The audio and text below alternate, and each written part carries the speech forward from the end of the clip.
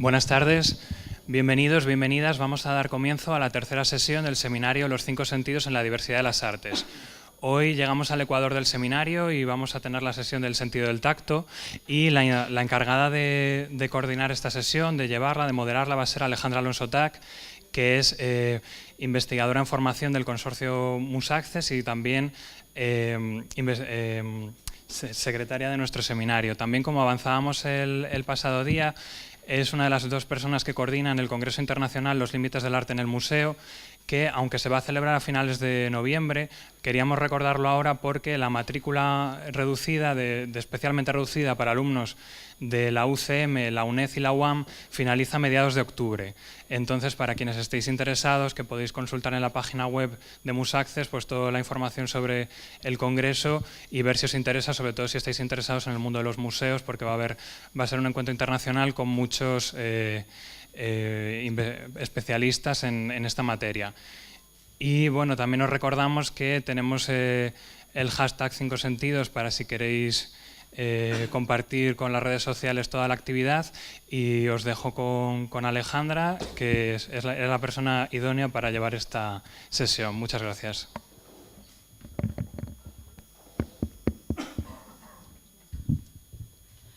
Buenas tardes a todos. Primero, disculpad el retraso, de verdad, lo sentimos muchísimo. Son cosas del directo y de la gestión de este tipo de eventos tan multitudinarios. Quería daros la bienvenida y la enhorabuena, porque esta ha estado la mejor sesión de todas, de verdad. Y tratará sobre moda y arquitectura, y es sin duda la mejor para mí, porque yo tengo un vínculo muy especial con ambas disciplinas. Yo misma estudié moda, y aparte soy hija, nieta y sobrina de arquitectos, por lo tanto nadie os va a moderar una mesa con tanta pasión como lo voy a hacer yo hoy. El hecho de que confluya moda y arquitectura hoy no se limita únicamente al sentido del tacto, como nos van a contar nuestros dos invitados de lujo hoy en día. Si realmente analizamos la manera en que nos referimos a estas disciplinas o los vocabularios comunes que utilizamos, cuando hablamos de las prendas, hablamos de que una buena prenda es aquella que está bien estructurada, que tiene una buena estructura, lo mismo que un edificio. Siempre he creído que la vestimenta es al cuerpo lo mismo que los edificios es al urbanismo de una ciudad. Por lo tanto, ambas son la parte visible de algo, una imagen que se proyecta hacia el exterior, pero también hacia nosotros mismos. Es decir, el tacto de las prendas que nosotros portamos nos puede llegar a reconfortar, nos dicen algo. Y de la misma manera creo que se puede asociar con el calor del hogar de aquellas arquitecturas que habitamos. Por lo tanto, estas texturas conforman nuestra memoria individual, que se convierte en colectiva una vez la ponemos en común. Y eso es lo que vamos a hacer hoy, gracias a Miguel y a la doctora Laura, que está aquí, que luego nos explicará, subirá a darnos su ponencia. El currículum de Miguel Sobrino lo teníais colgado en la puerta y yo lo voy a hacer un poco especial. Miguel Sobrino es un gran amigo de esta casa, me ha dado a mí clase en una maravillosa asignatura Arte, Catedral y Ciudad, gracias a la invitación de la profesora Pilar Martínez Taboada, a la que nunca terminé de agradecerle esa providencial invitación. Y según su currículum, pone que es dibujante y escultor, es de los mejores dibujantes que hay ahora mismo en España.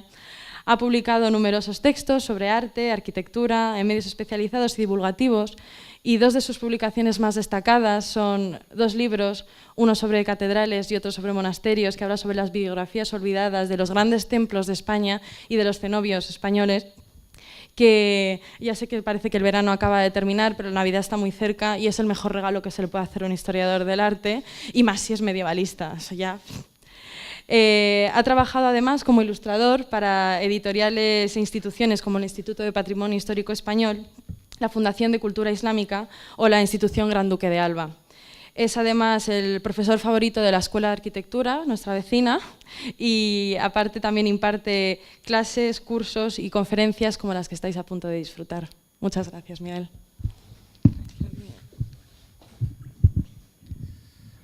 Bueno, muchas gracias. Con presentaciones como estas uno no sabe luego qué decir, si meterse bajo la mesa o... gracias a Alejandra, que como se habrá visto, además de gran profesional, es amiga. Y gracias a todos los que estéis aquí en esta sesión. y a la propia universidad, por supuesto, Complutense, con la que sí que es verdad que tengo muchos lazos de unión y de amistad. Y la verdad es que tengo que empezar casi pidiendo disculpas porque, bueno, he repetido, pero porque suspendí el año pasado. Y además es que cuando me escribió Tomás diciéndome, ¿quieres volver este año? Y tal, pues para mí fue una experiencia muy agradable y entonces dije, pues encantado. Pero claro, luego ya después me entero de que tengo que hablar otra vez del tacto.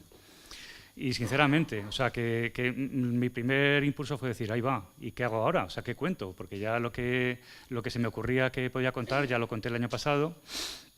Y hombre, lo de repetir está muy bien, pero repetirme pues ya me daba bastante más miedo, ¿no? Así que al final lo que os he traído es una cosa muy poco académica, una especie de batiburrillo de ideas. A lo mejor algunas ni siquiera llegan a ser ideas, son ocurrencias, son sugerencias, intuiciones, con las cuales bueno, pues podamos luego establecer cierto debate o cierto diálogo, ¿no? Ahora que se habla tanto de diálogo, pues dialoguemos. Sinceramente, no espero en absoluto enseñaros nada, pero sí que a lo mejor os puedo estimular algún tipo de idea o de recuerdo o de sugerencia que pueda serviros pues, como ayuda en un momento dado para vuestras investigaciones y vuestras lecturas. De hecho, ni siquiera, aunque el título se llamaba eso, la arquitectura de lo tangible y tal, ni siquiera os voy a hablar solo de arquitectura, sino de algo más vago que flota por ahí y que ya digo que es una especie de ensalada, de pisto, de mezcla de cosas diferentes que ojalá pues, logren tener cierta cohesión. Espera, vamos a poner esto. Gracias.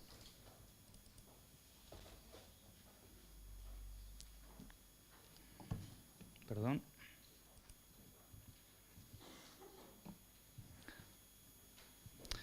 Bueno, aparte de esto, y eso, y lo digo con toda la esperanza de que luego surjan preguntas y debates y demás, pero luego también he traído unas pequeñas muestras de materiales que proceden no del taller de cantería, donde yo trabajo en la escuela de arquitectura, sino del departamento de materiales de la escuela. La escuela tiene un departamento donde los alumnos experimentan, donde hacen pruebas de resistencia, donde hacen diferentes tipos de experiencias empíricas que tienen a su vez como una especie de colección, de pequeño museo de materiales, de los cuales he escogido algunos que tienen que ver con mis inquietudes y con lo que yo os voy a contar hoy, porque he traído pues eso, desde una teja de tejar o un ladrillo antiguo a algunas piedras con diferentes acabados, un adobe también, unos fragmentos de madera en los que se puede tocar la fibra de ese material tan maravilloso. Entonces, bueno, pues eso después, al final, cuando ya nos diga Alejandra y Tomás qué se puede hacer, pues lo sacaremos y espero que os acerquéis también para tocar. Bien, empiezo con Velázquez. Fijaos que, aunque era aposentador y demás, pues no es precisamente una figura de la arquitectura, ¿no? Y entonces empiezo con Velázquez precisamente porque, aparte de que Velázquez es uno de los pintores más tangibles, aunque afortunadamente no nos dejen tocar sus cuadros, pero sí que se nota el tacto del artista en sus obras. Y además es que sobre Velázquez tenemos un estudio que os recomiendo fervientemente que leáis, que es el estudio que le dedicó Ortega y Gasset, se llama Velázquez, y en el cual da algunas ideas que para mi gusto son luminosas, ¿no? Porque muchas veces vemos las obras de arte, e incluyo las de arquitectura, como creaciones, como realizaciones plásticas que se pueden describir a través de los estilos, de las épocas, de los autores, de las fechas, lo cual está muy bien. O sea, hay que decir siempre de cuándo es una cosa, quién la hizo, dónde está, pero muchas veces se olvida el decir por qué se hizo y para qué, y también se olvida muchas veces el decir cómo se hizo. O sea, la cuestión de las técnicas. Yo sé que aquí hay una asignatura de técnicas artísticas que es fundamental y que muchas veces parece que es como una especie de añadido a unos estudios de historia del arte. Bueno, pues yo creo sinceramente que el saber cómo están hechas las cosas es absolutamente crucial. Es uno de los fundamentos que sientan la base para la comprensión de una obra de arte, ya digo, aunque sea un cuadro, sea un edificio, sea lo que sea. Fijaos que cuando el artista o el arquitecto o el artesano elige simplemente un material, está ya tomando una elección crucial, determinante. Un pintor, si escoge el óleo, él sabe que va a poder corregir. Si escoge la acuarela, sabe que no va a poder corregir y que lo que haga va a ser imposible taparlo. Y que si hay un error, la única forma de arreglarlo es romper la acuarela en pedazos.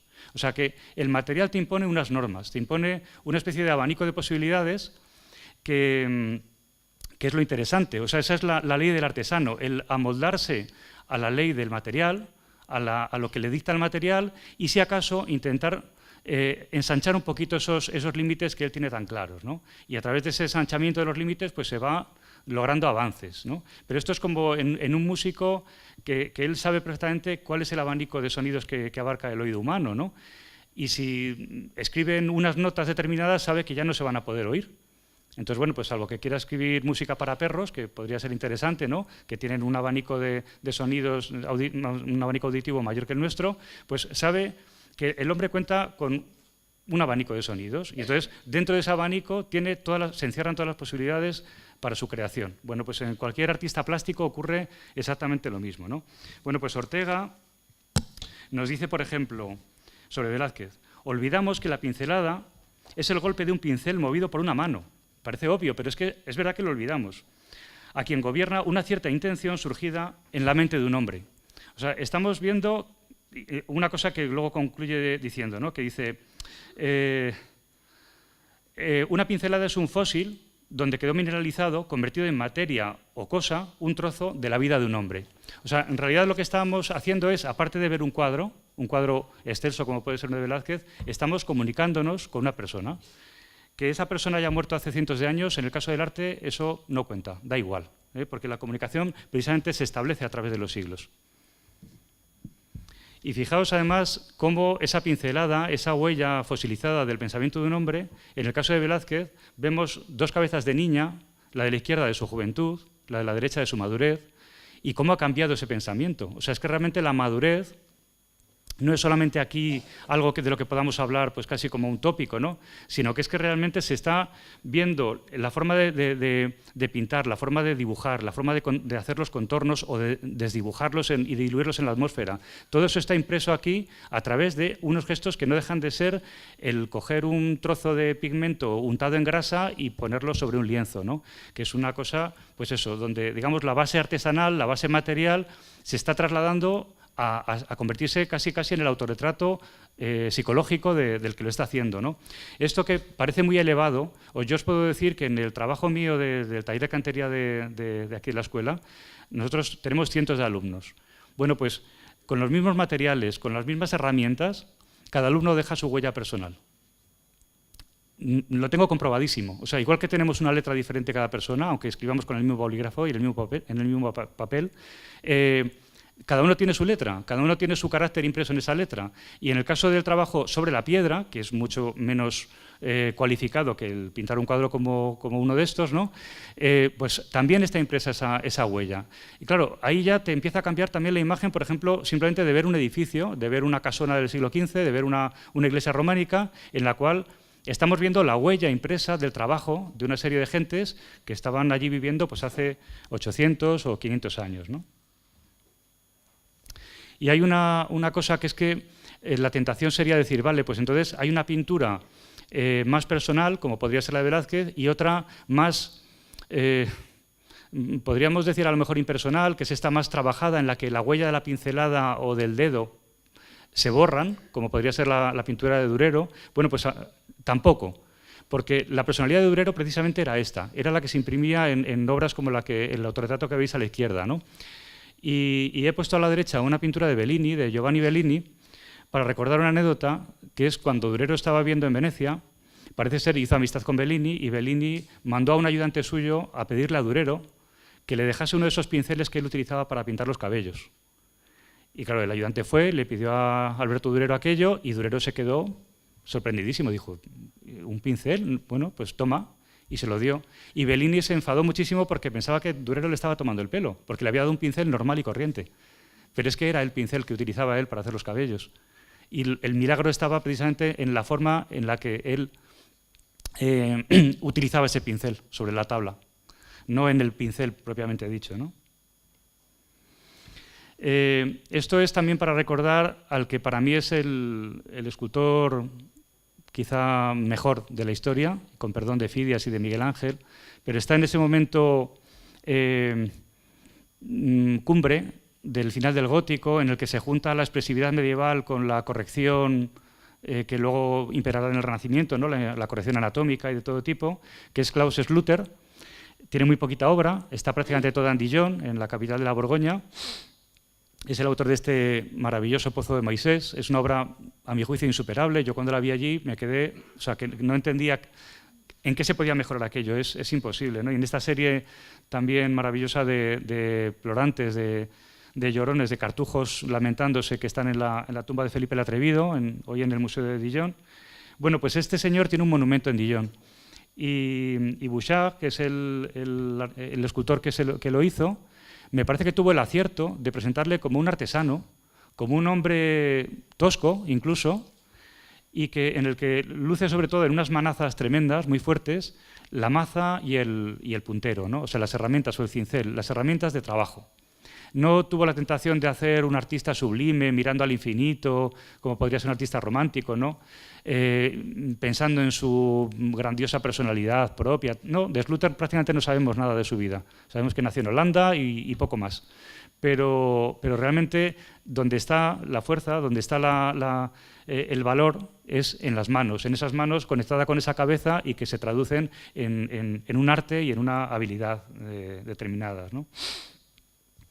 Precisamente porque en la escultura quizá esto de lo tangible, aunque es más evidente por su tridimensionalidad, parece menos evidente por lo menos inmediato del trabajo. O sea, la pintura, en Velázquez vemos la pincelada, vemos la mancha y enseguida podemos pensar, bueno, el mismo Leonardo dejaba huellas dactilares en las tablas pintadas, porque a veces para hacer cierto esfumato pues tenía que meter la yema del dedo, ¿no? No había ningún pincel como esa yema del dedo. Sin embargo, la escultura parece que en ese sentido siempre hay como un intermediario, ¿no? Una serie de herramientas que están entre medias de la mano y del material. En el bronce no, porque el bronce sabemos que es la traducción directa del barro, y el barro es algo que precisamente que muchas veces se modela con los dedos, ¿no? O con palillos.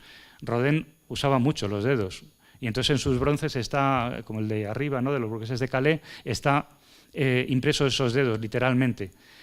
Pero es que en Miguel Ángel, como este tondo que vemos abajo, al dejar muchas veces inacabadas sus obras, pero no aposta, sino porque, bueno, pues por diferentes accidentes, de esto habría que hablar también algún día, el mito del non finito, bueno, pues dejaba precisamente rastros de cómo ejecutaba las obras y de esa sensibilidad que le unía al mármol de una forma tan directa y tan maravillosa, ¿no? Tan insuperable, precisamente por dejar esas huellas de gradinas, de punteros, esas cinceladuras que nos están recordando que esto, ante todo, es una piedra, es un bloque de mármol, y que ante todo es la obra de un hombre, y que luego sí se convierte en obra de arte y la juzgamos desde el punto de vista estilístico, etcétera, etcétera, pero que sobre todo es el encuentro de una persona, de un ser humano, con un material determinado, ¿no?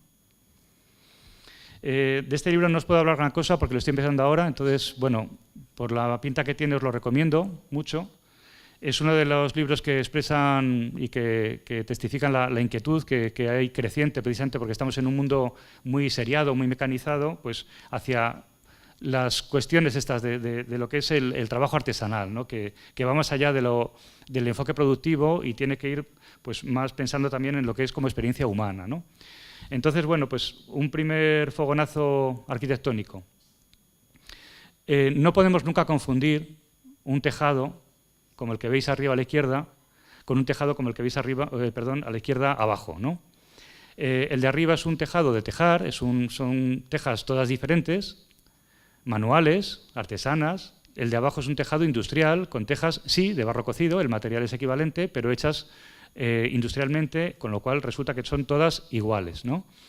A la derecha habría unas cubiertas de pizarra en Peñalba de Santiago, donde ya veis que están asomando, no sé si aquí se ve esto, están asomando algunas cubiertas industrializadas como la de abajo, porque la de abajo es pizarra natural, es un material natural, pero por su transformación industrializada casi se logra despojarle de toda naturalidad.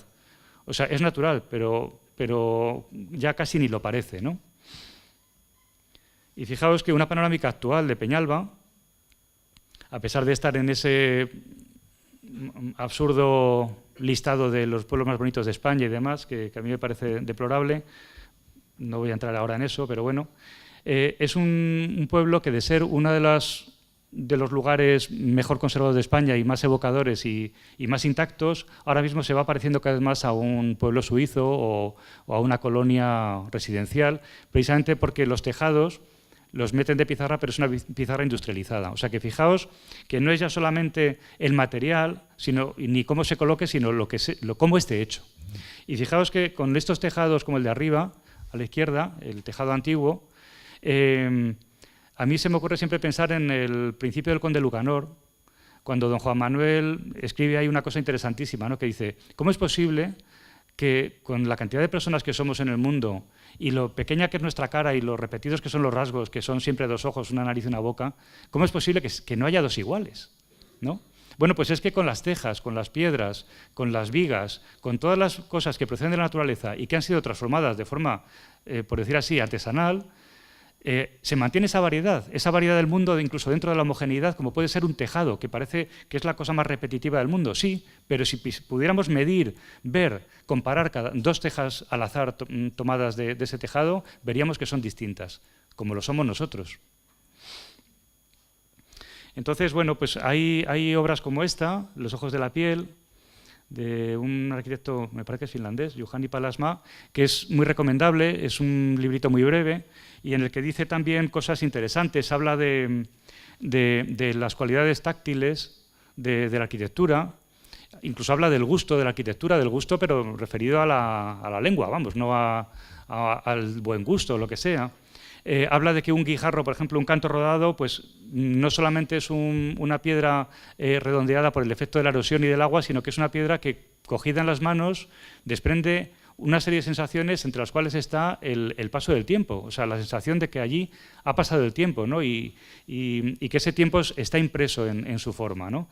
Y fijaos en ese brocal de pozo toledano de abajo, de mármol, como una cosa que parece parte de la decoración son esas acanaladuras, que en realidad son, como ya habréis pensado todos, son la erosión de la cuerda que pasaba por ese brocal para sacar el agua, ¿no? Yo aquí no puedo dejar de nombrar una cosa. Cuando alguien me viene muy sorprendido al taller y me dice, jo, ¿cómo hacían los egipcios para hacer esas esculturas con cobre y no tenían hierro? Pues es muy fácil. Vete a un brocal de pozo y mira, mucho más blando que el cobre es una cuerda, y mucho más blando que una cuerda es el agua que está puliendo y dando forma a esos cantos rodados. Lo único que pasa es que lo único que hace falta es tiempo. Pero si tú tienes cualquier cosa y con tiempo y con mucha mano de obra, como era el caso de los egipcios, pues puedes llegar a hacer lo que quieras. Y fijaos qué imagen tan poco vanguardista os pongo para seguir hablando de arquitectura, de una arquitectura que a mí me parece la más conmovedora, que la arquitectura popular, la arquitectura tradicional que va desapareciendo a marchas forzadas, una arquitectura surtida de los propios materiales de los que provee el medio inmediato, tanto la madera como la piedra como el barro, que surge de esa tierra de forma muy suave y que algún día volverá a ella, y lo vemos en los pueblos abandonados, sin dejar prácticamente rastro de su paso por la tierra, ¿no? O sea, realmente la arquitectura popular es una parte del ciclo natural del territorio. Y si a eso lo contrastamos con todas las cosas que estamos metiendo ahora mismo, de aislamientos, de cosas que luego son tóxicas, fijaos cuando lo de las Torres Gemelas en Nueva York, la cantidad de amianto que salió a la atmósfera, ¿no? Bueno, pues podemos ver un contraste entre lo uno y lo otro. Esto, como el tiempo es limitado, no me puedo extender, pero os he traído estos esquemas simplemente para que veáis, me gustaría mucho hablaros de esto, de cómo transpira la tierra, de cómo eso la arquitectura tradicional forma parte de ese equilibrio de la tierra, cómo esa transpiración nos la cargamos al hormigonar las calles, al pavimentar con grés nuestras casas, al meter cemento. Pero bueno, ahora mismo solamente quiero llamaros la atención sobre este detalle, que es que la arquitectura tradicional apenas tiene cimientos. Puede sorprender, pero es así. ¿Y por qué apenas tiene cimientos? Pues porque son muros muy gruesos, muy pesados, y son como la raqueta del esquimal. Al ampliar la superficie de apoyo ya no hay hundimiento, ¿no? Entonces, claro, hay una cosa muy conocida, que es esta película que hicieron sobre Foster, en la que se utilizó como título una frase de este arquitecto, nunca me acuerdo cómo se llama, Richard Buckminster, o Buckminster, o no sé qué, es un nombre muy complicado. que le dijo, ¿cuánto pesa su edificio, señor Foster? Le estaba enseñando un proyecto y le preguntó que cuánto pesaba, cosa que a Foster ni le había pasado por la cabeza, ¿no? Bueno, pues esto se ha ensalzado muchísimo. Hay mucha gente que ha dicho, qué pensamiento tan elevado, ¿cuánto pesa el edificio? Claro, porque el peso del edificio. Yo, sinceramente, me parece una auténtica estupidez. O sea, este señor era muy listo, inventó la cúpula geodésica, inventó muchas cosas, hizo muchas patentes, fenomenal. Pero eso de cuánto pesa un edificio, muchas veces esa no es la pregunta, yo creo, ¿no? Porque, claro, la arquitectura actual es muy ligera. Realmente es ligera. Porque es porticada, son estructuras metálicas o de hormigón que luego se rellenan pues, con pladur, que es muy ligero, o con tabique, con rasillón, lo que sea, ¿no? O con paneles prefabricados. Pero claro, para que esa cosa tan ligera se sostenga en pie y no se nos vuele, no se nos caiga, hay que hacer unas cimentaciones terribles. O sea, el pilotaje de un edificio actual realmente modifica para siempre el territorio. Lo taladra, no es que lo hiera, es que lo mata, ¿no? Sin embargo, un edificio tradicional prácticamente, ya digo, no deja huella. O sea, cuando algún día se caiga, pues prácticamente ni se notará su paso por allí.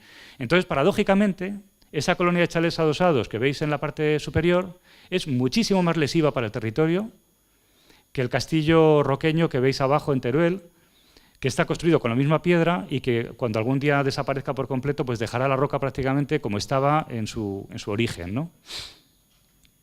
O sea, que eso de cuánto pesa un edificio, pues realmente, bueno, pertenece a ese mundo de la, no sé, de este prestigio que tiene ahora lo de no tocar, ¿no? Y que eso ya hablé el año pasado, ¿no? Esa profilaxis de no tocar, no sé qué, no acercarse, no rozar, ¿no? Bueno, fijaos que la casa, esta famosa Fastword de Mies van der Rohe, es ese proyecto ideal, ¿no? Un proyecto puro, por decir así, todo paneles de vidrio, una especie de caja, que era una casa en medio de un bosque. Claro, en el proyecto no estaba previsto, por ejemplo, que de noche los cristales se llenaban de polillas, ¿no? O sea, eso también hay que tenerlo en cuenta. Pero bueno, el caso es que esto es como en la política, o sea, todo lo ideal, todo lo puro, pues bueno, luego se tiene que enfrentar con la realidad, que son las polillas y otras muchas cosas, ¿no?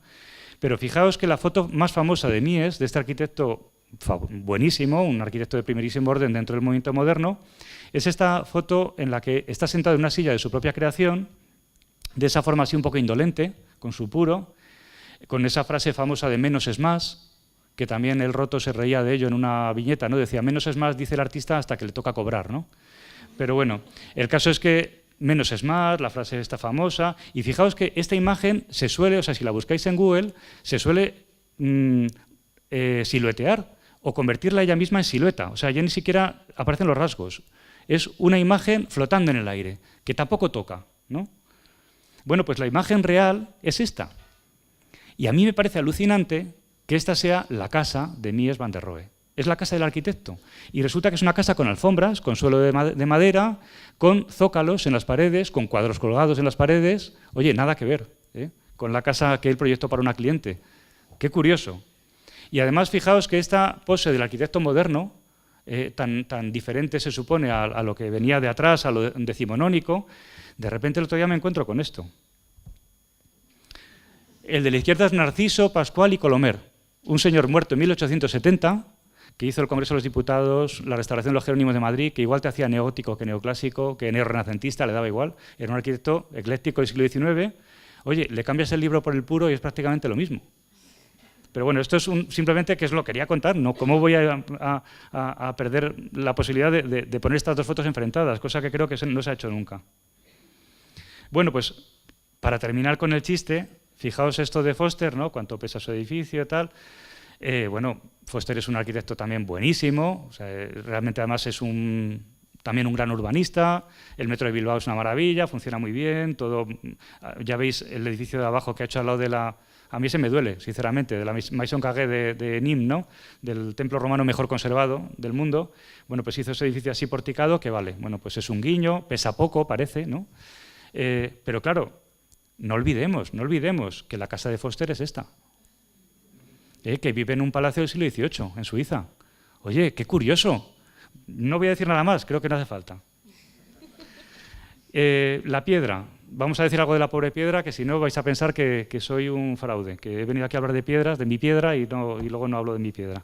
Bueno, pues cómo la piedra condiciona el carácter de las ciudades. Bueno, podría decir también de la gente que la trabaja, pero bueno, de las ciudades.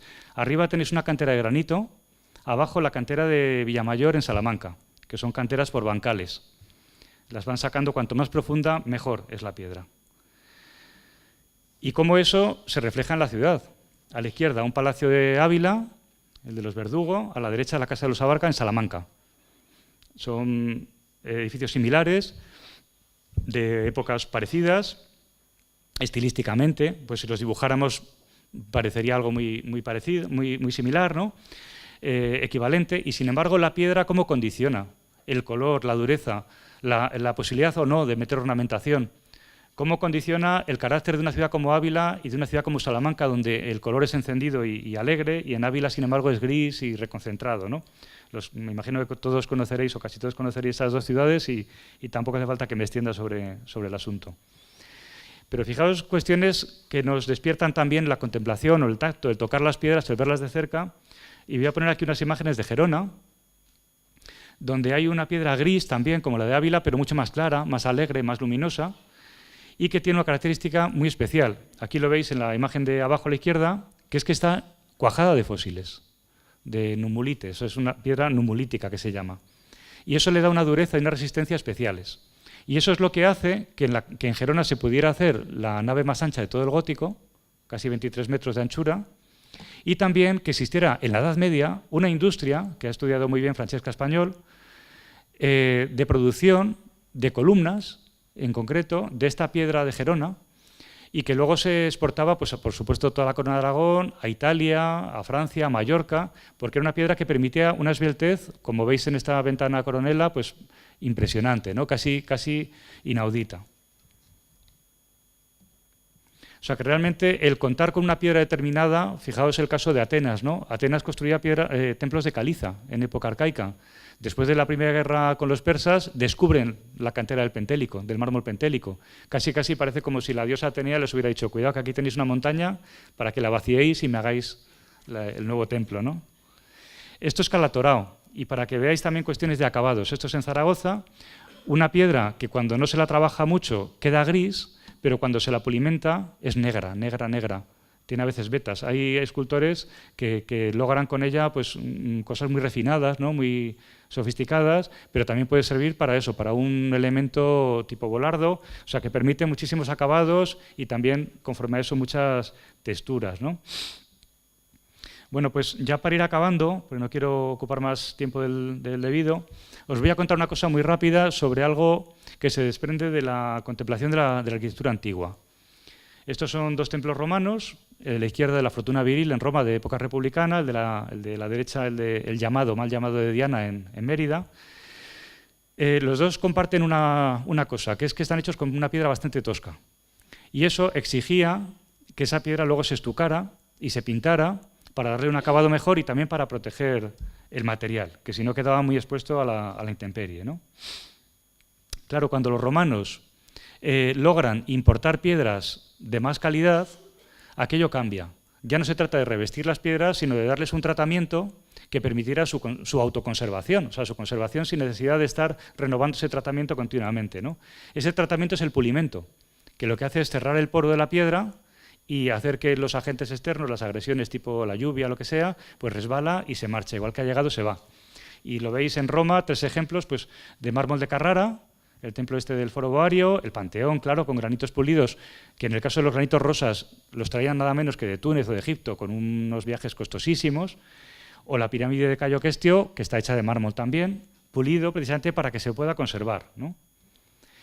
Pero claro, en la misma arquitectura romana, aquí os he puesto, a la derecha no hace falta que lo diga, el de la izquierda es la muralla de Tarragona, otro tipo de acabado, que es el acabado almohadillado. Que puede parecer muy coherente con las obras en las que se contempla, ¿no? Que es murallas, obras públicas, acueductos, puentes, diques de presas, pero que resulta que, si nos fijamos bien, es un tipo de aparejo que simplemente es económico. El almohadillado no se inventa por una cuestión estética, sino por una cuestión económica, de economía de trabajo me refiero. Un sillar almohadillado se hace mucho más rápido, simplemente porque la cara externa te la ahorras. Haces, ya veis aquí, he hecho este esquema pues de un bloque irregular, haces las tiradas, luego haces las caras que van a servir de junta con los otros sillares, pero la cara exterior la dejas sin terminar, te ahorras un tiempo de trabajo. Oye, y vas sumando los miles de sillares que hay en una obra romana y son muchas horas de trabajo realmente, ¿no? Pero ellos mismos se dan cuenta enseguida, ya digo, esto es el puente de Alconétar, se dan cuenta enseguida de que aquello tiene también un valor plástico. Fijaos que es una demostración, entre muchísimas otras que os podía traer, de cómo un origen práctico da lugar a una solución que al final acaba por ser estética, ¿no? En la Puerta Mayor de Roma se ve, ese almohadillado ya es intencionado. Ya lo que quieren es demostrar potencia, porque incluso como sistema defensivo esta puerta es muy defectuosa. O sea, realmente aquí tendría que haber un cuerpo de guardia muy importante, una barbacana o algo, porque son arcos demasiado grandes para mantener a raya a un supuesto enemigo, ¿no? Pero, sin embargo, sí que se da un acabado que da impresión de fortaleza, mayor de la que realmente tiene el edificio, ¿no? Bueno, pues ese almohadillado que hemos visto surgir en la antigüedad, en época helenística o en época romana, por una cuestión práctica, la vemos en la Edad Media y sobre todo en el Renacimiento usado por otra, ya genuinamente por una cuestión ideológica en la que el carácter táctil de la piedra, aunque no la toquemos, estamos captando su rugosidad o su pulimento, nos están remitiendo a otras cuestiones. Y os pongo el ejemplo del Palacio Medici en Florencia, ¿no? Con esta planta baja de puro almohadillado, que además da la impresión de que pesa más que las otras, aunque no sea verdad, y ese interior con columnas clásicas responde a lo mismo. Y el emblema el escudo de los Medici que hay en la esquina, también. Todo está intentando llevar a una idea de la antigüedad, de lo que es antiguo, de lo que nos sostiene en el poder, ¿no? De aquello que nos sostiene, que nos sirve de fundamento, porque viene de la noche de los tiempos, ¿no? Los nobles italianos es conocido que pagaban a eruditos para que se inventase genealogías que hiciesen descender a su familia pues, de un senador romano o cosas de este tipo, con lo cual lo que hacían era justificar el tener dinero y el tener poder, ¿no? Bueno, pues en España, en Granada, tenemos el Palacio del Emperador Carlos V, emperador, o sea, un título antiguo, en el que ya se ha trastocado por completo esto que os decía antes, el almohadillado, que era una invención económica, se ha transformado en algo que cuesta muchísimo más trabajo hacer que un sillar normal. Porque estos almohadillados llevan una labor que os puedo asegurar que es muchísimo más costoso y más largo de ejecutar que un bloque normal, ¿no? Pero es que fijaos, la Puerta de las Granadas es un arco triunfal, también rústica, almohadillada. Bueno, pues cuidado con esto, porque no solamente trataban de dar esa imagen de la antigüedad, sino que también pretendían que los edificios se envejecieran pronto. O sea, que cuidado, por ejemplo, con restaurar demasiado estas obras, dejarlas demasiado limpias, porque lo que estamos haciendo a lo mejor es traicionarlas. Porque lo que quieren es eso, es como el adolescente que fuma para parecer más mayor.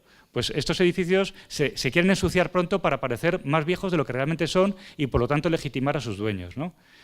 Y todo esto que estoy diciendo, que podría ser algo que parece cogido por los pelos o discutible o tal, que pues, por supuesto lo es como todo, fijaos, yo os voy a enseñar esta obra rústica, esta obra con almohadillado, que es la Cárcel de Martos, de Francisco del Castillo, un arquitecto muy interesante, manierista español. Esta es la fachada principal. Bueno, pues si nos vamos a un lateral, lo que vemos es esto. ¿Y esto qué es? Pues un lapidarium. Esto es un zócalo, igual que la Casa Medici se asentaba sobre ese zócalo rústico y aparentemente antiguo. La Cárcel de Martos está apoyada sobre un zócalo compuesto con las piedras, con inscripciones, con trozos de fustes, procedentes del enclave romano que precedió al Martos actual, al Martos renacentista en este caso. O sea que lo que están haciendo es dar un mensaje de perpetuidad de las instituciones, del poder, en suma, a través de la exhibición de piezas anticuarias o de su simulacro. Y ya para acabar, una recomendación, que es este libro de Robert Gius, de Roma, una historia cultural. Es un libro discutible, como cualquier visión personal. Sobre todo es flojo, para mi gusto, el capítulo dedicado a la Edad Media, porque, bueno, pues como siempre la Edad Media a la pobre se la trata un poco mal, pero dice algunas cosas muy interesantes. Y me gustaría hacerlo muy rápido. Bueno, no, os iba a leer una parte, pero creo que os lo voy a resumir solamente en una expresión. Este señor, el autor, que ya murió hace pocos años, es australiano. Entonces llega de las antípodas realmente. Y cuando llega a Roma, cuenta su experiencia como algo realmente que le vuelve loco. O sea, que se encuentra con algo que en Australia no había podido ni siquiera sospechar. Porque en Australia lo que le rodea, la arquitectura que le rodea, jamás puede tener una cosa como esta, un envejecimiento, una huella del paso del tiempo, una huella de las manos que le han trabajado. Y ya veis que no se ha puesto ni siquiera una foto bonita de Roma, sino una foto en la que se ve el tiempo, se ve el desgaste, se ven esos colores tan diferentes a los colores que hoy se nos ofrecen a través de la industria, ¿no?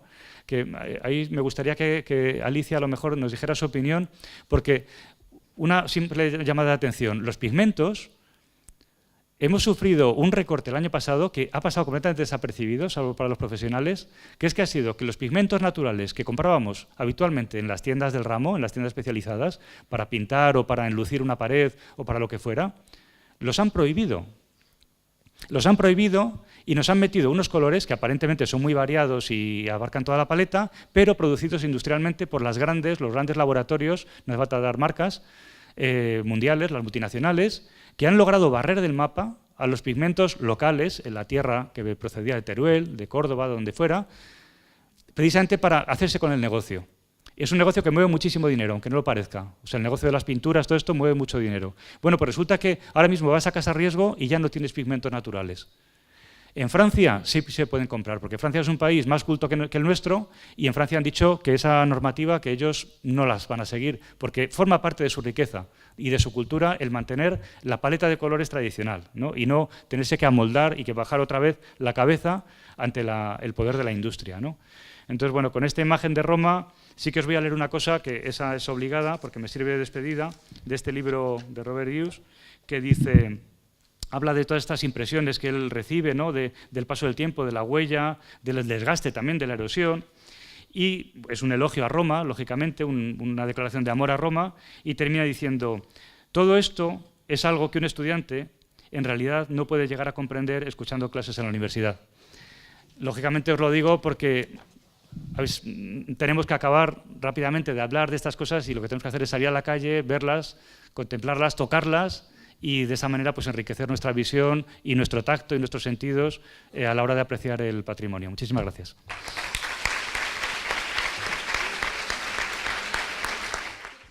Bueno, continuamos. Os presento a la doctora Laura Luceño. Muchísimas gracias por estar, de verdad, personalmente me hace muchísima ilusión que nos acompañes hoy y nos cuentes esta charla tan interesante. La doctora Laura Luceño es doctora en moda por la Universidad de Perpiñán, aparte de poseer el DEA de Comunicación Audiovisual por esta casa. Además, tiene un módulo de licenciatura por la Universidad Stendhal de Grenoble y es miembro del Grupo de Investigación Consolidado de la Universidad Politécnica de Madrid, Análisis y Documentación de Arquitectura, Diseño, Moda y Sociedad. O sea, no somos los únicos que mezclamos moda y arquitectura. Además, es experta en terminología de moda y profesora del Centro Superior de Diseño y Moda de Madrid, donde también fui alumna. Así que, sí. Y además en este centro participan las jornadas de investigación, historia, arte y diseño de moda. También colabora con la organización de desfiles y ha publicado en revistas científicas y de moda como Vogue, Woman, Marie Claire, conocidas por todos nosotros.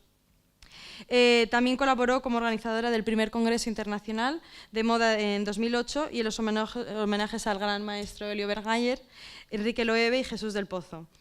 Además, ha sido secretaria de los cursos de verano sobre moda de la Universidad Politécnica de Madrid y la Universidad Rey Juan Carlos y actualmente imparte el curso El diseño a debate, una visión de la moda española e internacional del programa Being Overseas, del programa de la Universidad de Stanford de Madrid desde hace ya 4 años. Cuando quieras, comparte con nosotros tu sabiduría. Nada, muchas gracias. Espera, te paso. Encantada de estar aquí. Quiero dar las gracias a la organización por invitarme y por incluir también a la moda en un seminario como este, porque siempre somos, no sé si arte o no voy a entrar en estas consideraciones, pero agradezco y creo que es interesante también ver a través de los sentidos qué pasa con la moda, qué pasa con el traje, que en el fondo es algo tan cercano a nosotros, ¿no? He elegido, como ven, este diseño de Chalayan en mi presentación porque a quién no le apetece tocarlo, ¿no? Antes nos comentaba Miguel, y estoy de acuerdo con él, nos hablaba de esa profilaxis de no tocar nada, y lo bueno es que nosotros en moda lo tocamos todo.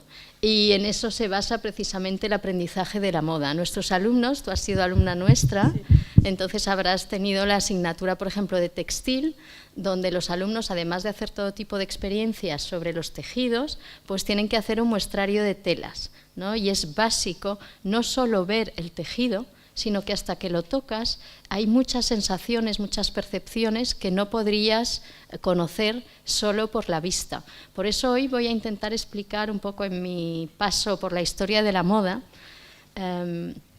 que el ojo a veces nos engaña, pero que en el fondo el tacto, que se ha dejado un poco relegado como, digamos, no prioritario o secundario, en el fondo nos da una percepción mucho más precisa de lo que en principio nos daría la vista.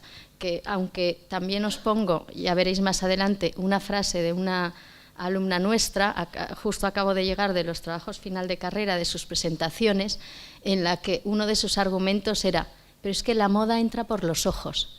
Y estoy de acuerdo. Pero cuando entra por las manos, entra más información, más cosas, algo más preciso. Quería empezar un poco hablando del tacto. A lo mejor el año pasado ya lo tratasteis, pero era a lo mejor una necesidad para mí el buscar a nivel científico qué era ese sentido, ¿no? Y lo interesante, o lo que a mí más me ha gustado de esta búsqueda, es que, como saben, el tacto es el primer sentido que se activa y suele ser también el último en extinguirse, incluso en personas con, por ejemplo, Alzheimer o enfermedades degenerativas. Sigue, desgraciadamente, cuando en la familia tienes a alguien con ese problema, lo que haces es cogerle la mano, acariciarle la mano, y es casi lo único que entiende. El tacto es el primer sentido en desarrollarse en el embrión humano y se desarrolla cuando el embrión mide apenas 3 centímetros. Las células nerviosas especializadas que conforman el sentido del tacto captan una serie de estímulos específicos que permiten diferenciar distintas sensaciones. Y ahí es donde, para mí, la ciencia se queda un poco corta cuando dice que nos da el sentido del tacto. Según la ciencia, el tacto nos permite percibir el frío, el calor, la presión y el dolor. Pero estos parámetros se quedan un poco cortos porque en moda hablamos de textura, de suavidad, de rugosidad, de dureza, de delicadeza, y en ningún texto de los que he estado manejando he oído hablar del placer del tacto, ¿no? Tú antes lo has mencionado cuando presentabas a Miguel y creo que es algo muy importante. Evidentemente la ropa la llevamos puesta. Existen en cada yema de nuestros dedos alrededor de 100 receptores del tacto que nos permiten disfrutar y apreciar, como decía, el tacto no solo de la piel humana, sino del cuero, del terciopelo, de la lana, de la alpaca baby, por citar una lana especialmente suave y agradable. Y decirles también que, según Soledad Ballesteros, del Departamento de Psicología Básica de la UNED, la percepción áptica no depende de la visual, como han propuesto algunos investigadores, sino que suministra importante información sobre ciertas dimensiones de los objetos, como su temperatura, peso, rugosidad, que no pueden percibirse a través de otras modalidades sensoriales. La posición secundaria que se ha atribuido al tacto se debe precisamente a haber pasado por alto que visión y tacto están especializados en el procesamiento de propiedades diferentes, mientras que la visión está especializada en la aprehensión de sus propiedades estructurales, como son la forma y el tamaño. Yo en esos temas creo que a través del tacto también podemos, por supuesto, y lo comentaré, percibir la forma. El tacto lo está en la aprehensión de propiedades de la sustancia, como la dureza, la textura o muchos de los temas que les he comentado. En moda hablamos de sensaciones táctiles cuando tenemos que describir un traje, un vestido. Hablamos de textura, ya lo he comentado, de relieve, de volumen, de peso, de ligereza. Hablamos de suavidad o rugosidad de los materiales, de rigidez, de fluidez del tejido o incluso de flexibilidad. Y hablamos también de la dureza o la blandura de la materia.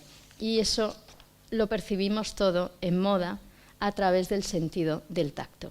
He intentado de alguna manera ver todos vestimos, algunos son diseñadores, otros no, todos vemos ese traje rosa de Chalayan que os he mostrado y que os decía que apetecía tanto tocar, y entonces he intentado dividir un poco ese sentido del tacto. El tacto para el usuario, como usuarios de moda, como usuarios de vestido.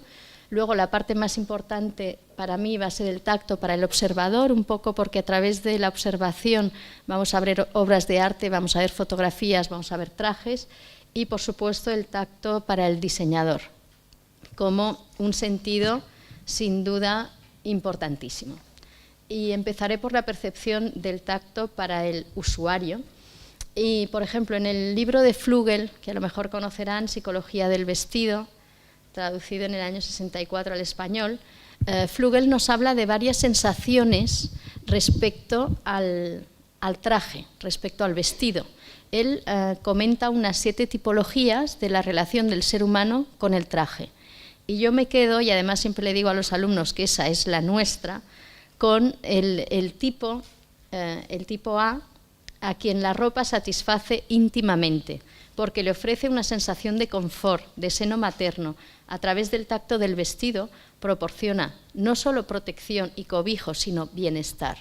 Y en ese sentido, por supuesto, evidentemente el tacto en la moda tiene gran importancia. Por el contrario, también sabemos que a través del tacto y de algunos tejidos sintéticos, en concreto las resinas de formaladélidos, hasta podemos tener alergias, con lo cual sí hay un órgano muy vivo y un órgano que no debemos, digamos, olvidar. Y un poco para ilustrar la percepción del tacto para el usuario, les ofrezco esta imagen que seguramente conocerán, es Yves Saint Laurent y la actriz Catherine Deneuve, una de sus musas. ¿Y por qué elijo esa imagen? Pues precisamente porque en una de las investigaciones en la que estuve estudiando el tema del smoking femenino, que ustedes conocerán, es un hito en la historia de la moda, el smoking de Saint Laurent del año 67, llamé directamente a París, a la Casa Saint Laurent, a los archivos, hablé con una de las conservadoras y le pregunté, pero explíqueme por qué este smoking es tan especial, ¿qué tiene, ¿no? Entonces me dijo cosas que ya intuía, que era que el corte era fantástico, el corte del patronaje de la prenda era fantástico, pero me dijo una cosa que no había, la verdad, ni imaginado. Y para ella, el smoking de Saint Laurent, que además he elegido esta imagen porque ven que Catherine Deneuve lo usa sin camisa debajo, es decir, precisamente sobre la piel, para percibir el material, me decía que el satén que ven en la solapa es el satén interior. Es decir, que es una prenda sin forro, o digamos que el forro es el mismo en el interior que el exterior, con lo cual es un placer para el tacto. En cuanto a la percepción del tacto para el observador, como les he comentado, me basaré un poco en este sentido del tacto como colaborador del sentido de la vista. Y en esta categoría les voy a mostrar obras artísticas porque, como saben, conocemos muchos de los trajes del pasado por su representación artística, ya sea en pintura, en escultura, en grabado, mosaico, cerámica, etc. En esta categoría entraría también la visión del traje real, ya sea observado en un desfile, en la calle, en un museo o a través de fotografías, que es lo que les voy a traer hoy. Al ver el traje representado, recibimos información sobre cómo eran o debían ser los tejidos, las materias elegidas, y nos hacemos una idea del tacto que debían tener, algo parecido al almohadillado de piedra que hemos visto anteriormente. Y en cierta manera a mí me gustaría hablar de esa percepción táctil que me gusta decir que es sugerida o imaginada, porque al final, cuando estamos viendo ese traje de Chalayan rosa, nos apetece tocarlo y lo vemos suave, mullido, etc. Lo que estamos haciendo es partir de nuestra propia experiencia, de nuestra propia memoria o experiencia táctil real, personal, para proyectarla en ese vestido. Para ver un poco digamos, el tacto a través de los trajes, me ha parecido, a lo mejor porque para ustedes podía ser algo más novedoso, dividir de alguna manera la historia del traje en unos parámetros que no son los de la historia del arte habitual. Primero les mostraré o les hablaré de la etapa primitiva del traje. Es interesante porque en esta etapa el traje no es un traje moldeado al cuerpo y entonces tendrá unas ciertas características. Luego les hablaré de la etapa aristocrática de la moda. Para algunos la moda empieza como institucionalización del cambio en el siglo XIV-XV. Antes hay traje y después habrá moda. Sé que es discutible, de hecho tuvimos unas jornadas de investigación sobre el tema y acabaría más o menos con la Revolución Francesa. En ese momento empezaría la etapa burguesa del traje hasta más o menos la Primera Guerra Mundial. La etapa industrial del traje, ¿por qué esa parte industrial cuando la industria del traje ha empezado antes? Pues porque realmente es cuando ese prêt-à-porter o esa manera de hacer, digamos, trajes en serie tiene más éxito, iría hasta más o menos los años 60, no porque se detenga, sino porque a partir de los 60, a partir de, casi siempre hablamos de mayo del 67, como sabrán, o Woodstock en el 69, empieza esa etapa democrática de la moda. Y lo que voy a hacer, como les he comentado, es hablarles un poco de esos ejemplos donde estamos viendo obras y donde estamos percibiendo esas sensaciones táctiles. Aquí el intendente del Rey de Mari, en la estatuilla procedente del templo de Istar, que está en el Museo del Louvre. Y aquí esa prenda de conaqués, esa especie de pampanilla, de falda, ese conaqués que está hecho con mechones de lana y que vemos que a pesar de ser una figura de alabastro, sí sentimos esa materia suave, mullida, gruesa, cálida, también fluida y con textura. Si hay algo que me ha parecido curioso al un poco intentar preparar esta charla, era que recibimos tantos indicadores del tacto cuando vemos algo que casi siempre nos quedamos en uno o dos. En realidad es tan rico que la primera vez que lo ves dirías es suave y mullido, no sé cómo. Y vas un poco buscando y ves que realmente son muchas las indicaciones que recibimos al ver un traje de cómo debe ser el material. Aquí, en esta fantástica escultura, posiblemente Nefertiti, del Museo del Louvre, aparece una túnica de lino que vemos que es fino y delicado, lo vemos evidentemente por la vista, pero también vemos este relieve, esos pliegues, y también percibimos esa sensación de tejido fluido, de tejido fresco, fino.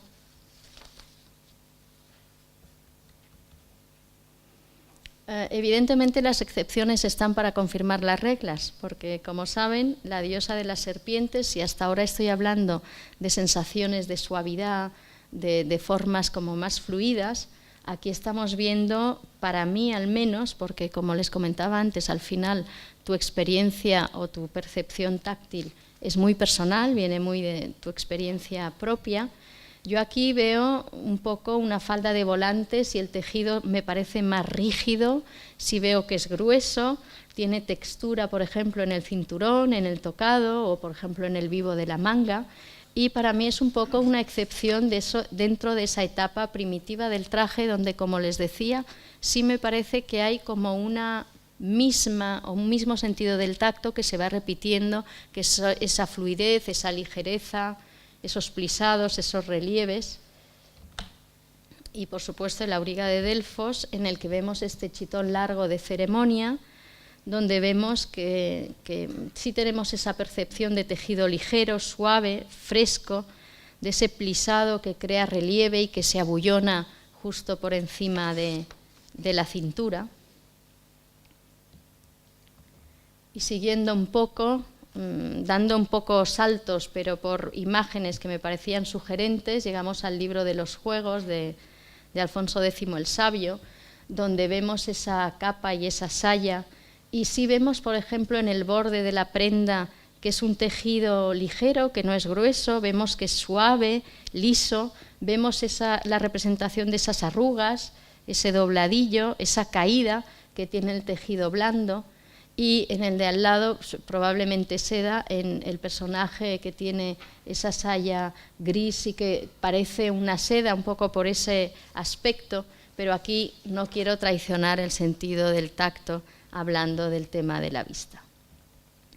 La etapa aristocrática de la moda, como les he dicho, siempre se dice que es el momento en que de alguna manera es tanto el cambio que encontramos en el traje en su evolución, que de repente para algunos teóricos empezaría lo que llamamos la moda como institucionalización del cambio, pero también es un momento muy importante en la historia del traje porque estamos hablando de un traje construido, un traje cosido, un traje que tendrá otras características, y una de ellas va a ser, por ejemplo, la rigidez.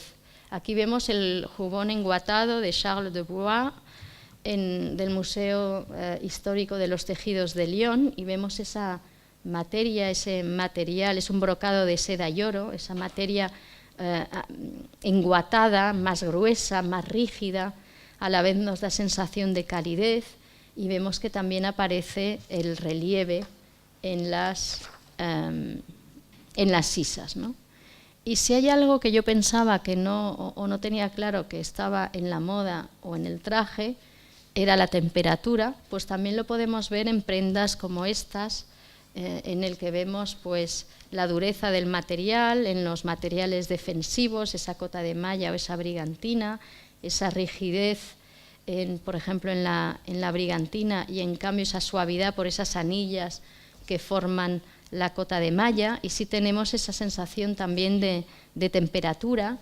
Y en el caso de la brigantina ese contraste, porque evidentemente, como he dicho, el tacto es un sentido muy rico y no basta con una, sino que al final la combinación del metal con el terciopelo es al final la temperatura fría con la calidez de este tejido. Uno de mis cuadros favoritos, La Virgen y el Niño, de Jean Fouquet, en el que por supuesto quería mostrar esas pieles. Aquí está piel de armiño, que vemos que nos da sensación de calidez, de suavidad, de finura, también de blandura, por eso de alguna manera se queda drapeada sobre la falda, y luego contrastada con la rigidez de esa saya corsé, muy ajustada al cuerpo, y en cambio vemos como a nivel de la falda pues se crea esa caída, esa fluidez y esa suavidad. El sacos, aquí para un poco ver también esos tejidos con peso claramente, más gruesos, rígidos, más pesados, pero con un interesante relieve por los abundantes también bordados. Isabel de Valois sosteniendo un retrato de Felipe II. Para hablar aquí también de el sentido del tacto, cuando hablamos de la rigidez, me pasa como al ponente anterior. No es solo por la calidad del tejido, también hay una voluntad, como es aquí la de imponer cierta presencia, de mostrar poder, no solo por el negro de Campeche, que como saben traían del Nuevo Mundo la corona española, pero aquí también tenemos un traje con una apariencia estática, rígida, y también por esa ropa interior, ¿no? Por ese cartón de pecho, por ese verdugado, y a la vez combinado siempre con la delicadeza, por ejemplo, del encaje, aunque vemos que el cuello de lechuguilla evidentemente está almidonado, pero nos da esa doble sensación de rigidez, pero a la vez de delicadeza. Vemos la suavidad sugerida por el interior de la saya de seda, el encaje en los puños y, por supuesto, también esa percepción de temperatura, tanto en las joyas como en los cierres. Las meninas de Velázquez, la rigidez, por un lado, en esos cuerpos, también por el cartón de pecho, y también por el volumen de esas caderas, por la prenda interior, por el guardainfantes que dan volumen a la prenda, pero luego esa sensación también de suavidad, de ligereza, por el empleo de la seda, el peso que vemos en la falda. Y como les digo, voy haciendo pequeños saltos. Aquí una imagen del Museo Galliera, una bata a la francesa, en la que estamos viendo también esa suavidad, ligereza, el relieve creado por esa textura de bordados o de esos botones delanteros, y luego también seguimos con esa rigidez en el cuerpo por el uso del corsé, con lo cual a mí esa etapa aristocrática del traje me hace pensar, sobre todo si la primitiva eran tejidos más fluidos y más ligeros, aquí hay como una rigidez o una aparente tensión que vemos también a través de los trajes. La etapa burguesa del traje, un ejemplo de la carmañola con escarapela, donde vemos aquí un tejido. Evidentemente los cuadros que hemos visto antes eran de aristócratas, con lo cual evidentemente el pueblo y los aristócratas no usaban el mismo tipo de tejidos, pero vemos cómo a través de la Revolución Francesa, evidentemente esa indumentaria del pueblo llega también a las clases altas, y aquí vemos pues un tejido vasto, rugoso, grueso.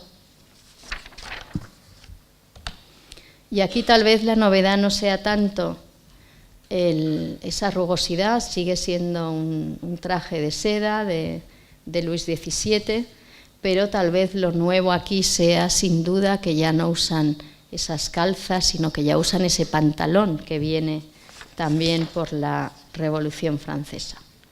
La moda del directorio es lo que más a mí me recuerda, por supuesto, a la época clásica, de donde bebe la inspiración, esos adornos, por ejemplo, en las mangas, esos fruncidos que nos dan sensaciones táctiles de ligereza, esa pashmina suave y mullida, cálida, apetece también tocarla, nos pasa un poco como en la primera imagen. Y luego de Jacques-Louis David, la coronación, como saben, de Napoleón y Josefina, y aquí me interesaba de nuevo esa representación que nosotros también pedimos a nuestros alumnos. Nuestros alumnos, cuando dibujan en ilustración de moda, les pedimos que aprendan a transcribir o a describir ese tacto de la piel. Aquí la piel, el relieve de los bordados, la suavidad de esa túnica o la delicadeza, por ejemplo, del encaje de Josefina en su escote. El cuadro de Eugenia, emperatriz de los franceses y sus damas en Compiègne, aquí se ha ido el corrector, con esa sensación de ligereza, calidad, finura de tejidos. En el fondo podría recordarnos al traje de alguna manera de las meninas, pero sí vemos que esas faldas son mucho más ligeras, y esa sensación táctil nos la describe muy bien también el pintor. Aquí un momento importante en la historia de la moda masculina, sobre 1850, esa gran renuncia masculina a la moda, al adorno y al color, donde ya de alguna manera se fragua ese traje de 3 piezas, de pantalón, chaqueta y chaleco, y también esa sensación de tejido aquí muy clara, de tejidos suaves, finos, de calidad, porque tal vez no he comentado, pero evidentemente el tema de la calidad también del tejido está muy unida al tacto. He querido hablar del vaquero, porque para algunos el vaquero es la prenda que, aunque, como saben, es un tejido de sarga de algodón que al principio es muy rígido, no tanto los actuales que ya tienen combinaciones con otros tejidos, con otros hilos elásticos, pero el Levi's 501, que es del que estoy hablando, como saben, es muy rígido, grueso y se va volviendo suave con los lavados. Algunos teóricos dicen que el vaquero es lo que más ha aportado como tacto de tejido a la moda contemporánea, porque es un tacto muy especial y que se ha repetido a lo largo del siglo XX sin cesar. Un ejemplo muy distinto, paso de una cosa a otra, pero un poco para intentar mantener cierta cronología. Aquí el traje Delfos, creado en 1909 por Fortuny en Venecia, y esa maravilla, esa seda ligera, fluida, con relieve de pliegues muy finos, con caída y que ya se utiliza sin corsé, con lo cual volvemos un poco a la fluidez de formas que hemos visto también en el directorio. Un momento importante en la historia del traje, el pantalón harén de Paul Poiret. Se dice que Paul Poiret es el que libera a la mujer del corsé, y con esa liberación también estamos viendo otro tipo de sensaciones. Aquí esa combinación que me parece interesante entre el terciopelo y luego el peso de esa parte del pantalón con ese bordado también como dorado que crea de alguna manera una ambivalencia entre suavidad y peso, entre suavidad y relieve, cierta rugosidad. En cuanto a la etapa industrial de la moda, he querido reflejar un momento importante, al menos para la historia de la moda. No sé si conocen a Jean Patou, fue un diseñador, un modisto muy importante en su momento. Él fue el primero que se fue a Estados Unidos a buscar unas nuevas modelos, unas modelos americanas que tuvieran una silueta distinta a las francesas, a las europeas, y aquí está él con sus modelos, que consiguió también, les comento porque es bastante curioso, a través de un anuncio en el periódico.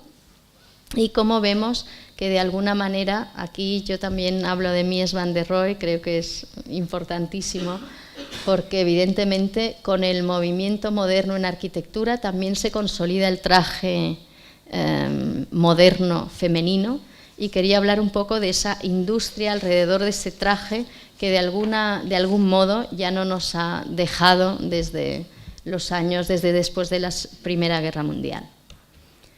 De nuevo, algunos genios de la moda, aquí Coco Chanel, una imagen de los años 30, y la traigo a colación porque ella, a nivel de tacto, hace entrar en la moda el tema del punto como material fluido y suave que él ve en las prendas masculinas, pero que sin embargo no se usaban en las femeninas. Y ella lo aporta y crea, por ejemplo, para ella misma. Como saben, ella era la primera que usaba sus modelos. Se dice que mucho de su éxito era porque ella defendía mejor que nadie sus prendas, y ella va con este punto que será un antes y un después en la historia de la moda contemporánea. No podía no hablar del corte al biais de Madeleine Vionnet, donde a través de un nuevo patronaje se hace un corte al biais en lugar de al hilo, y que proporciona nuevos volúmenes y nuevas formas, y de alguna manera permite que esos tejidos se vuelvan flexibles y creen nuevas siluetas. Miren qué saltos, pero cómo no hablar del New Look de Christian Dior, donde aquí de alguna manera Christian Dior se basa en la cintura de avispa del 19, coge un poco de la crinolina de la anterior a la Primera Guerra Mundial, pero lo moderniza y hace un traje donde vemos que hay también una ambivalencia entre esa parte, como nos pasaba por ejemplo en el traje de las meninas, mucho más rígida, con corsé, se vuelve a él en la parte, digamos, del cuerpo, y luego esa falda con tablas, con mucha más caída, con relieve, que tenemos en la parte de la falda. Balenciaga, y aquí les he puesto precisamente dos ejemplos contrapuestos. Por un lado, esa chaqueta fabulosa de ese tejido plisado, suave, de ese paño de lana con mucha caída y muy abullonado, mucha textura. Y por otro lado, ese vestido negro con un tejido rígido que incluso desafía las leyes de la gravedad, ¿no? Que parece que el tejido va hacia arriba en lugar de caer, que es lo habitual. ¿Ya tengo? ¿Sí? Y en cuanto a la etapa democrática del traje, simplemente pasaré un poco rápido por los años 60, pero donde también encontramos esas texturas, donde volvemos a esa visión del pasado en esos, digamos, metales que usó Paco Rabanne. El tejido, la famosa piel de melocotón de la que habrán oído hablar, de Halston, que incorpora, por supuesto, un nuevo tejido de un japonés, y a través de esa investigación muchos tejidos técnicos que tenemos actuales. Está, por supuesto, American Gigolo, para explicar esas chaquetas de hombre destructuradas, blandas, distintas, con suaves, ligeras. No sé si conocen este abrigo que usó Madonna en su momento, de Jean-Charles de Castelbajac, que es se llama abrigo teddy bear, como no puede ser de otra forma, donde aquí clarísimamente sí tenemos ese sentido de la quinta esencia. Quería hablar también de esa licra, muy popular en los años 80, aunque evidentemente hay tejidos anteriores, pero con esa suavidad. Y la ruptura de esa estética clásica, sobre todo a finales de los 80, conlleva también un cambio para mí en las sensaciones táctiles. Se lo enseño rápidamente. Los rasgados, por ejemplo, de la camiseta de Vivienne Westwood, anteriores, con el movimiento punk, pero que dejan su huella en la moda contemporánea. Esos vaqueros también rasgados, con ese relieve, rugosos, nuevas sensaciones, no tanto suavidad, temas etéreos, Versace y las alusiones al punk, con esa especie de pinchos.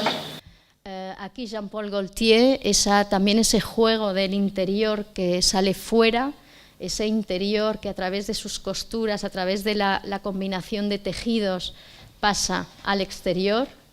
¿Cómo no hablar de esas nuevas formas? Por eso les comentaba que yo creo que en el tacto hay mucho también de percepción de formas. Aquí Comme des Garçons, Rei Kawakubo, en una colección del año 97, Victor and Rolf, con esas faldas que parecen tradicionales y luego se rompen, se rasgan, se agujerean para crear esas nuevas sensaciones.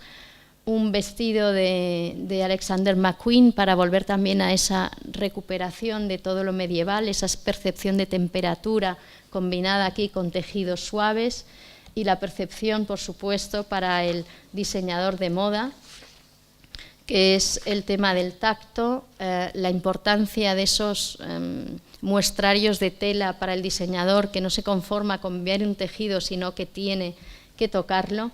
Y quería hablarles muy rápidamente de experiencias innovadoras acerca del tema del tacto. En el año 90 en Bilbao hubo un desfile para invidentes en la que los modelos llegaban y explicaban cómo era su prenda y le decían a los asistentes, a los invidentes, que los tocaran.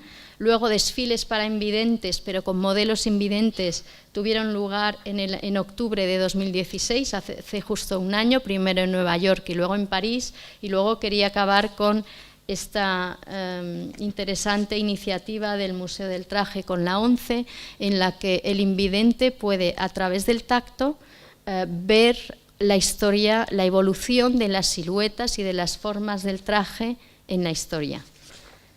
Y hasta aquí, porque no tengo más tiempo. Muchas gracias.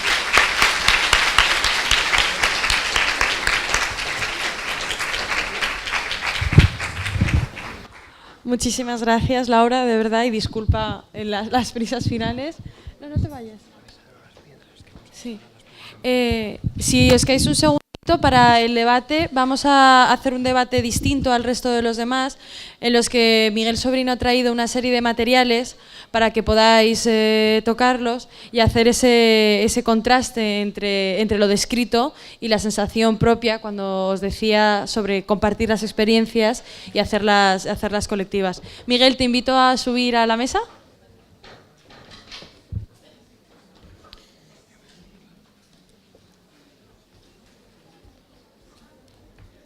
Uf, cuánta luz. Era media hora, un poquito justo. Sí, se alarga mucho y... No, quédate. Igual tenía que haber quitado algunas diapositivas. Nada, ¿qué tal? Y es que me tengo que ir, pero tengo que hacer el ejercicio de la posición. Pues nada, intenta. Igualmente, no sé, te dirás más que me contacto y... Gracias.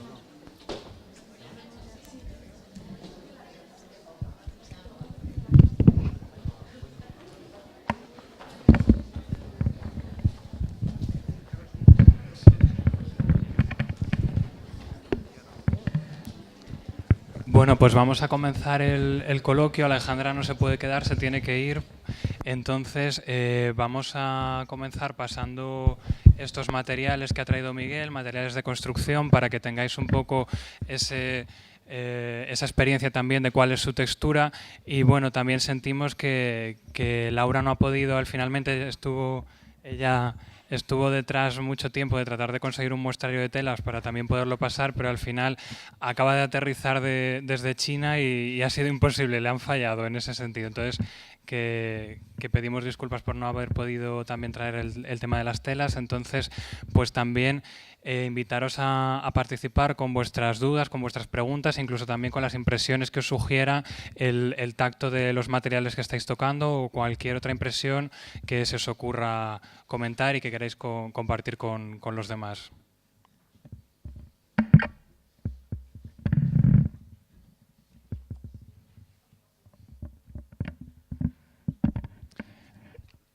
Sí.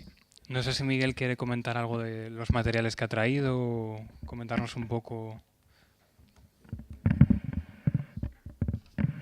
Bueno, en realidad la idea era... Perdón. La idea era... Ya veis que tampoco es nada excepcional. O sea, os he querido traer materiales muy comunes, ¿no? ¿Se oye bien? Sí. O sea, materiales muy comunes. Las muestras de piedra simplemente es la misma piedra para que veáis diferentes acabados. Con el mismo material según se vaya dejando con las herramientas y demás. Y luego, bueno, el que está por ahí ahora mismo rodando es un adobe, que es un ladrillo sin cocer, que precisamente porque no se cuece y no está pensado para cocer, hay que enhebrarlo, o sea, hay que juntarlo con paja molida, con el resto. Además es todo muy reciclable y muy ecológico, ¿no? Porque la paja que sobra de la trilla se corta y se muele precisamente para mezclarla con el barro y armarlo. Es casi como una especie de hormigón armado, ¿no? En el que esa fibra hace que el barro seco sin cocer no se desmorone.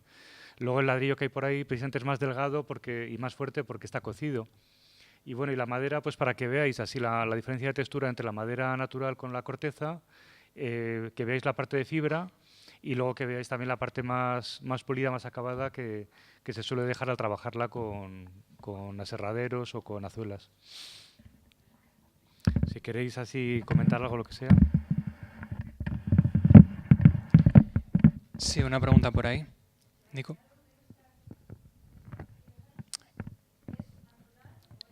¿Si puede repetir la pregunta con el micrófono? ¿El flaneado de estas dos piedras que nos habéis pasado es natural o está trabajado? Porque son diferentes la una de la otra bastante. Sí, esos en realidad son muestras de acabado, o sea, de los acabados que se ofrecen en la actualidad. La verdad es que se puede parecer bastante a un acabado tradicional en algunos sentidos. Lo que no se parece es el pulimento que se ofrece hoy en día, pues yo qué sé, pues para entenderlo es una encimera de cocina. Eso siempre son luego baños de resinas y con aditivos, porque realmente la piedra no admite un pulimento hasta ese punto, ¿no? O sea, tienes que añadirle luego productos que, pues, lo que hace es cerrar el poro por completo, que para una cocina viene bien, pero desnaturalizas también el material, ¿no? Luego también es que hay sistemas de pulimento hoy en día mecanizados que logran, de eso hablé el año pasado, precisamente no quería repetirlo, ¿no? Precisamente para no hacerme pesado, pero el pulimento industrializado lo que hace muchas veces es matar la piedra. O sea, los materiales que dan, pues eso, que parecen artificiales realmente, mientras que una piedra pulimentada con el sistema tradicional, pues guarda texturas, guarda rugosidades que muchas veces se descubren por el tacto. Pues eso, siempre invito a tocar las columnas, ¿no? Cuando uno va a un edificio histórico con columnas de mármol en Andalucía, que hay muchos, por ejemplo, pues si tocas las columnas, aquella columna que parecía perfecta se descubre que tiene muchas oquedades, ¿no? e irregularidades, que son las que le dan, pues como lo que decía antes de las tejas, las que hacen que todas las columnas sean diferentes, ¿no? Y las que le dan una vibración. Ahora mismo, por ejemplo, ya no se habla de las deformidades ópticas del Partenón. O sea, eso ya es una teoría muy caduca. Lo de hablar de que esas curvaturas eran para corregir las deformaciones ópticas. Eso no tiene sentido, porque precisamente esas curvaturas son las que se aprecian al ojo, ¿no? O sea, las que se pueden ver. Lo que intentaron los que hicieron el Partenón, y eso es lo que se defiende hoy en día, es que lo que pretendían era que pareciese vivo. O sea, que el Partenón realmente no fuese una obra perfecta, pero muerta, pero puesta unas piedras encima de otras, sino que no hubiese dos piedras iguales, que pareciese vibrar realmente, como vibra cualquier ser vivo, ¿no? Entonces, bueno, pues no quiero acaparar, que esa sería la cuestión. ¿Hay alguna pregunta más?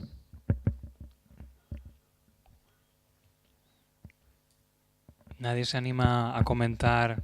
Sí, por allí, Nico.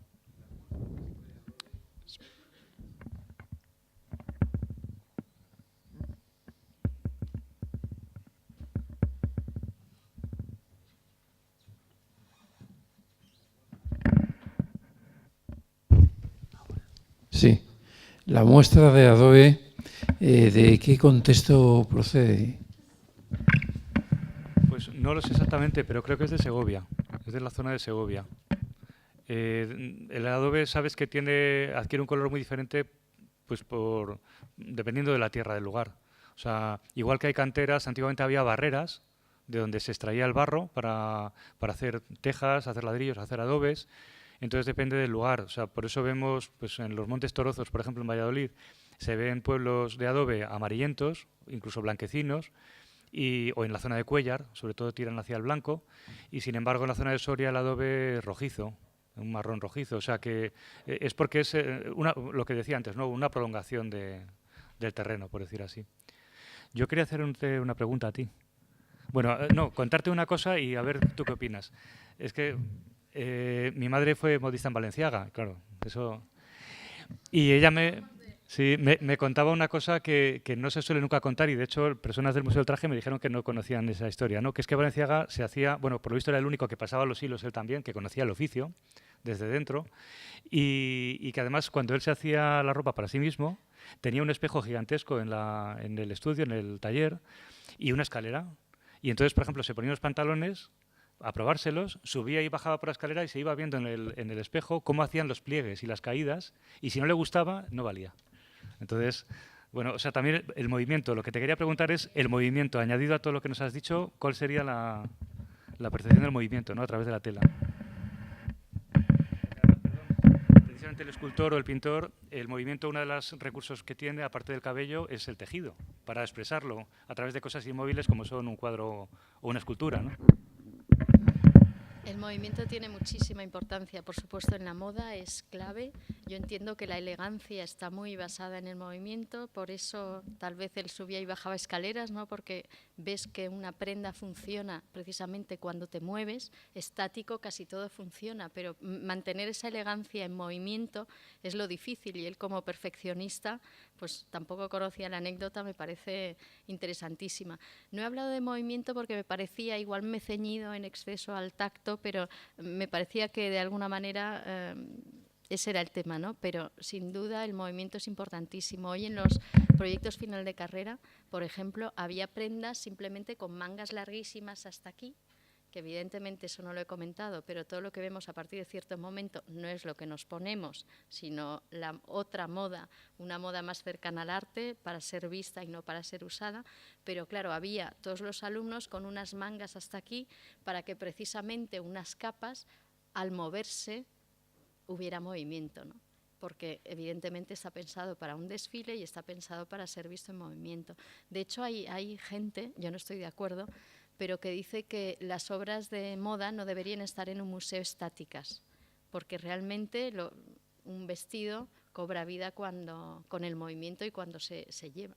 Y eso es cierto, es muy distinto. Hoy veíamos fotos del desfile y el traje allí, y en algún caso decíamos, era mucho mejor en movimiento que estático, o al revés, no siempre es lo mismo. Así que, bueno, me encanta la anécdota de Balenciaga y puedo imaginar con su perfección y su oficio fantástico, él tenía que ver que todo se movía de manera elegante y perfecta. Me encanta. Se lo contaré a mis alumnos. Sí, una cosa. La moda a base de plumas de la película No le eches la culpa al karma, ¿tiene fundamento? ¿Eso es viable? La verdad es que no conozco la película, pero la pluma ha estado muy utilizada en moda e incluso ahora, a pesar del paso de los años, hay vestidos enteros de plumas. Si es una ropa para ponernos o no, es otra cosa, ¿no? Yo creo que a pesar de que he enseñado imágenes, por ejemplo, de como muy duras al final, ¿no? Todos seguimos queriendo vestirnos con tejidos suaves, de calidad, ligeros, que nos den esa sensación de bienestar. Entonces, preferimos un jersey de cashmere a estar llevando a lo mejor un vestido de plumas, ¿no? Un poco por... Pero bueno, yo creo también que la moda no se puede limitar solo a lo que llevamos, igual que digo una cosa, digo otra, y lo interesante es la experimentación, ir más allá y luego con el tiempo ver qué queda o qué se ha quedado como anecdótico, ¿no? Pero a mí me encantan las plumas. ¿Hay alguna pregunta más o alguien quiere intervenir? Porque tendríamos tiempo para una última intervención.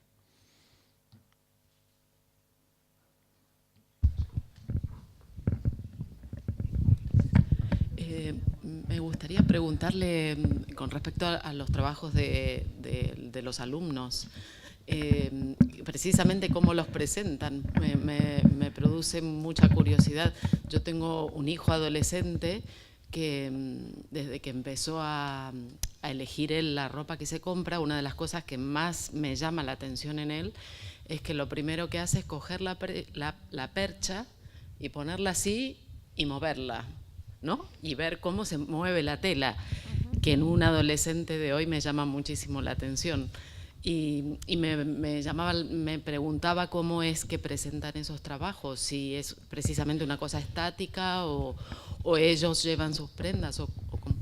Ellos hoy nos han presentado unos trajes que ellos concibieron para el curso pasado, por así decir, que desfilaron, es decir, que ya los hemos visto en pasarela, y nos presentan varias cosas, desde toda la parte de bocetos, la fundamentación teórica, etcétera, a la campaña de fotografías, los editoriales, no solo la foto del desfile, sino toda una ambientación en torno al traje, y luego también nos traen los trajes allí y nosotros a veces tenemos que tocarlos cuando decía eso, pero tenemos que ir, cogerlos, verlos, y una de las cosas que les decíamos que tenían que hacer más era contarnos ese paso a la prenda y mostrarnos la prenda y no tener miedo de darle la vuelta, tocarla, moverla, ¿no?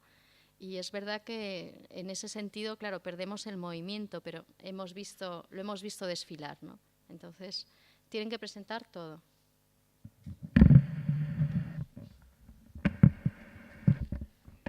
Bueno, pues si no hay más preguntas, vamos a concluir la sesión de hoy.